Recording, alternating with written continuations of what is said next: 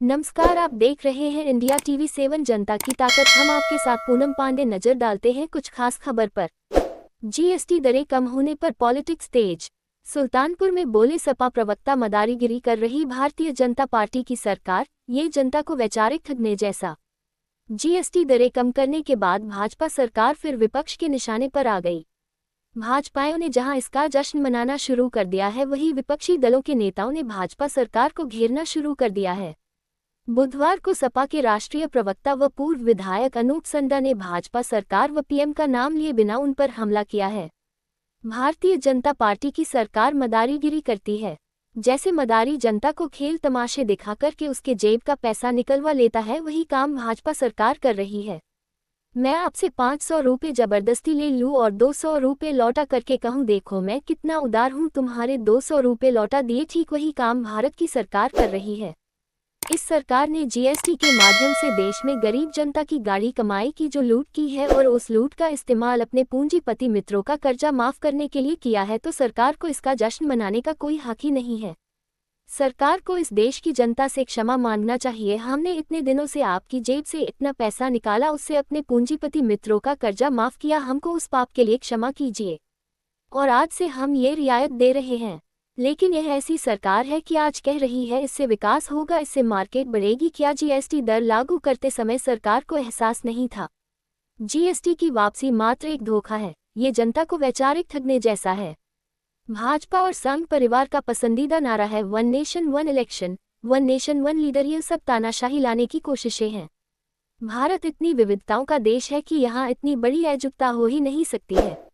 भारत की सबसे बड़ी खूबसूरती में है कि इतनी संस्कृतियाँ, विभिन्न धर्म, विभिन्न जातियाँ, विभिन्न भाषाओं के होते हुए हम एकजुट हैं। अभी तक प्रधानमंत्री जुमलेबाजी करते थे, अब हमें लगता है गडकरी भी उनके रास्ते पर चलने का काम कर रहे हैं। सुल्तानपुर से ब्यूरो रिपोर्ट। तो एनएचआई पे लिए जाने वाले टोल टैक्सेस ये एक बेईमानी है। देखिए, भाजपा और संघ परिवार का बड़ा पसंदीदा नारा है one nation one election, one nation one leader. ये सब तानाशाही लाने की कोशिशें हैं। भारत इतनी विविधताओं का देश है कि यहाँ कभी इस तरीके की एकरूपता हो ही नहीं सकती। भारत की सबसे बड़ी खूबसूरती भी है कि इतनी विभिन्न संस्कृतियाँ, विभिन्न धर्म और विभिन्न जातियाँ, विभिन्न भाषाएं होते हुए भी हम एक स्वर में एकजुट हैं। लेकिन इस तरीके के जुमलेबाजी है ये। अभी तक प्रधानमंत्री जी जुमलेबाजी के लिए प्रसिद्ध थे, अब हमको लगता है गडकरी जी ने भी प्रधानमंत्री जी के रास्ते पर चलने का काम कर दिया।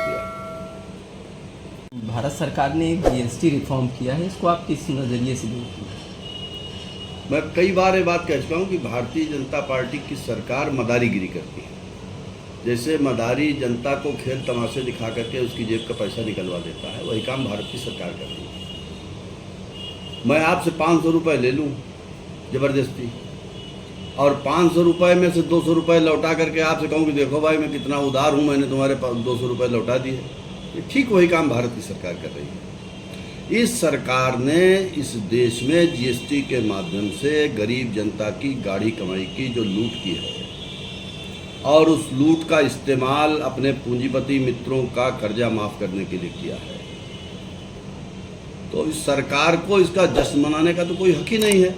इस सरकार को तो इस देश के लोगों से क्षमा मांगना चाहिए कि हमने इतने दिनों तक आपकी जेब से इतना पैसा निकाला और उसका अपने पूंजीपति मित्रों का कर्जा माफ किया, हमको उसके लिए, उस पाप के लिए क्षमा कीजिए।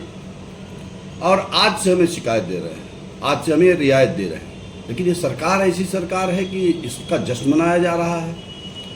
आज अगर इस सरकार ये बात कह रही कि इससे विकास होगा, इससे मार्केट बढ़ेगी, इससे लोगों की तरक्की होगी, तो क्या इस सरकार को ये बात जीएसटी के ये दरें तय करने के पहले जो पहले की दरें थी, तब सरकार को एहसास नहीं था कि इससे मार्केट में गिरावट आएगी? ये सरकार लूट करने के बाद अब जनता को वैचारिक तौर पर ठगना चाहती है।